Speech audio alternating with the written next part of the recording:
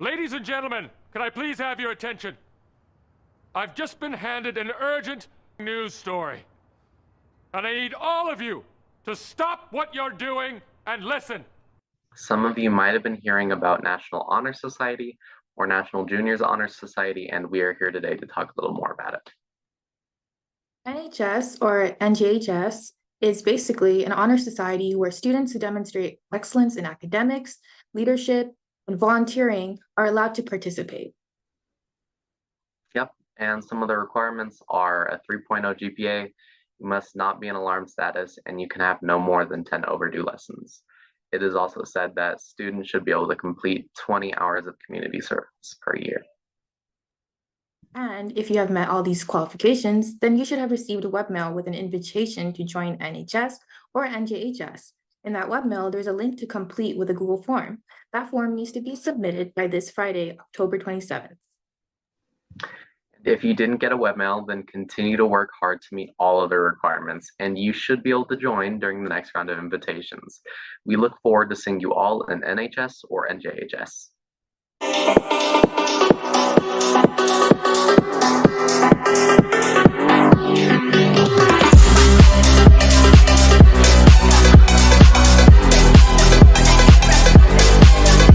Hello, and welcome back to another amazing episode of UCA News. I'm Eloise. I'm Zane, and make sure to tune in to find out everything going on at UCA. Starting off with announcements for this week. This Friday is a teacher workday, which means you can have it off. But if you're behind, it is an amazing time to catch up. Everyone should be at 50% completion on Thursday. We're halfway through the semester. It's midterm already. Another spooky announcement is that the pumpkin carving contest Padlet is up and running. Make sure to submit your awesome pumpkins at uca.school/pumpkin for Halloween. Speaking of Halloween, did you know that it's next Tuesday? I didn't know. It's crazy how it seems like this month flew by. Let's go straight to our first segment. Fact of the week. Da-da-da. Did you know the Earth's atmosphere had 5 layers? The troposphere, stratosphere, mesosphere, thermosphere, and finally, the exosphere. Did you know about this crazy fact about the sky? Learning facts like that really gets me excited to learn more. It really does. And I think we have just a thing for us. Up next, this week's Learning Tip Brain Breaks. For the last several weeks, we have been sharing tips that you can use to take your learning to the next level. So far, we have talked about taking notes, setting up a schedule, and using our website. This week, we are going to talk about taking brain breaks. I know what you're thinking. How does taking brain breaks help your learning? Taking breaks is an important part of the learning process. Your brain needs a break from learning just like you. You should plan on taking breaks, but only after you've been working for a set amount of time. The amount of time you work between brain breaks will change based on your age.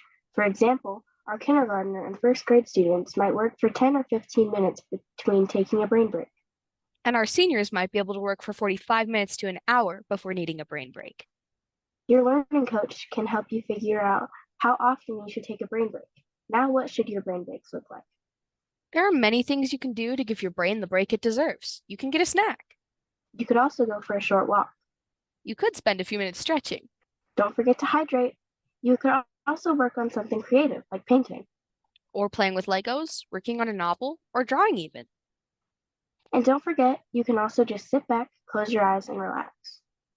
There are many different ways to take a brain break. Add it to your daily routine. That's an amazing idea. I can't believe I haven't been doing this the whole time. It's almost like magic.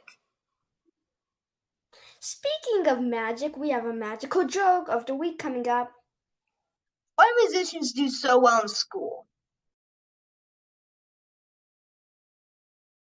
Because they are good at trick questions. Wow, that must be why I'm so good at those. Ha ha, very funny. Something that's also magical is science. Now for a magical segment of Science with Gavin.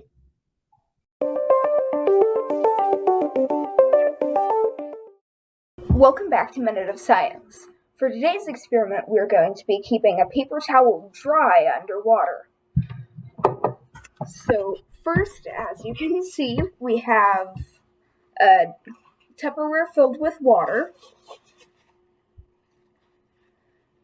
that is getting these paper towels wet. But if you are to take a paper towel and bundle it up, you can put it inside of a cup, where when you bunch it down to the bottom, if you put the cup upside down and you can completely submerge it in the water while still keeping the paper towel dry.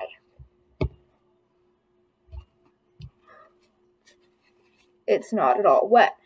This works because the cup creates a pocket of air underneath the paper towel. Thank you for watching. Wait, so you're telling me I can't clean up my messes with paper towels anymore? You should still be able to use paper towels. Next up, we're going to look at some of our awesome clubs here at UCA. We have an awesome club highlight here at UCA that more people should know about. The Anime Club. Do you enjoy spending your time watching anime club or reading mangas? Are you trying to find people to discuss your favorite anime characters or the most insane plot you've ever watched? Maybe you want to discuss some animes you've watched years ago or discuss the newest ones. Whatever it may be, Anime Club for grades 9th through 12th meets twice a month on the 2nd and 4th Tuesdays of the month at 3:30 p.m. for all things anime related. Join by signing up at uca.school/clubs.